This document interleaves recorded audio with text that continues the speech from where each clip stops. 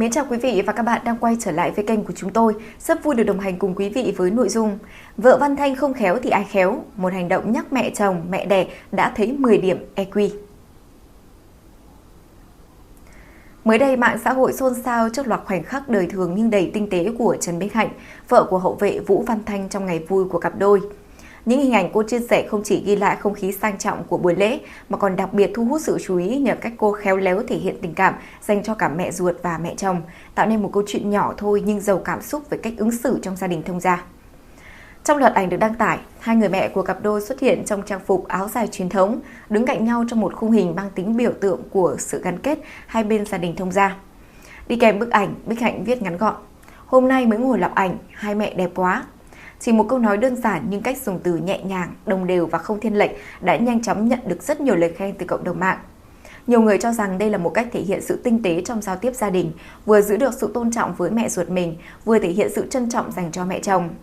Điều khiến hình ảnh này lan tỏa mạnh trên mạng xã hội không chỉ nằm ở khoảnh khắc sum vầy mà còn là ở cách mỗi người mẹ xuất hiện với một nét đẹp và cá tính riêng. Mẹ ruột của Bích Hạnh trong bộ áo dài mang phong cách hiện đại, được nhận xét là trẻ trung, thanh lịch, thậm chí có phần hách tuổi so với độ tuổi thực ngoài đời.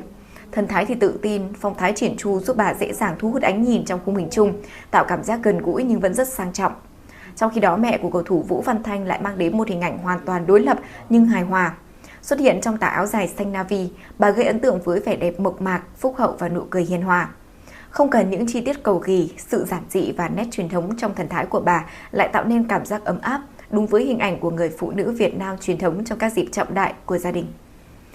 Sự tương phản nhẹ nhàng giữa hai phong cách nhưng lại đặt cạnh nhau trong cùng một khung hình khiến nhiều người xem cảm nhận rõ hơn được sự dung hòa giữa hai gia đình, vốn là điều không phải lúc nào cũng dễ dàng trong các mối quan hệ thông gia.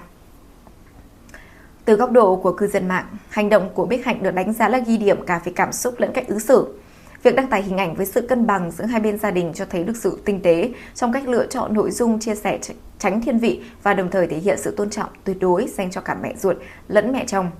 Không ít bình luận cho rằng đây thực sự là một trong những cách ứng xử thông minh trong các mối quan hệ gia đình hiện nay, khi mà mạng xã hội thì ngày càng trở thành nơi phản ánh được đời sống cá nhân. Nhiều ý kiến cũng nhấn mạnh rằng trong bối cảnh các mối quan hệ thông gia đôi khi dễ phát sinh một chút khoảng cách tâm lý, thì việc tạo ra những hình ảnh tích cực, cân bằng và tôn trọng lẫn nhau có ý nghĩa không nhỏ trong việc xây dựng nên sự gắn kết của đại gia đình. Chỉ một dòng trạng thái ngắn thôi nhưng mang tính bao quát đã giúp câu chuyện trở nên nhẹ nhàng, tích cực và nhận được thiện cảm từ đông đảo người theo dõi. Trần Bích Hạnh sinh năm 1993, được biết đến là một hot girl phòng gym có lượng theo dõi lớn trên mạng xã hội. Cô xuất thân từ Nam Định, trong một gia đình có điều kiện về kinh tế khá giả. Trước khi được chú ý nhiều hơn trong vai trò work của cầu thủ Vũ Văn Thanh, Bích Hạnh đã sở hữu hình ảnh cá nhân khá nổi bật với phong cách sống năng động, chú trọng vào việc luyện tập thể hình và chăm sóc sức khỏe. Trên khắp các nền tảng mạng xã hội, đặc biệt là Instagram, cô hiện thu hút hơn 630.000 người theo dõi.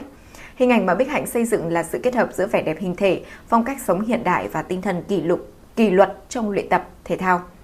Nhờ duy trì thói quen sinh hoạt khoa học, cô giữ được vóc dáng cân đối cùng ngoại hình được nhiều người nhận xét là cuốn hút và nổi bật. Không chỉ dừng lại ở lĩnh vực hình ảnh cá nhân, Bích Hạnh còn được biết đến là người tham gia hoạt động kinh doanh.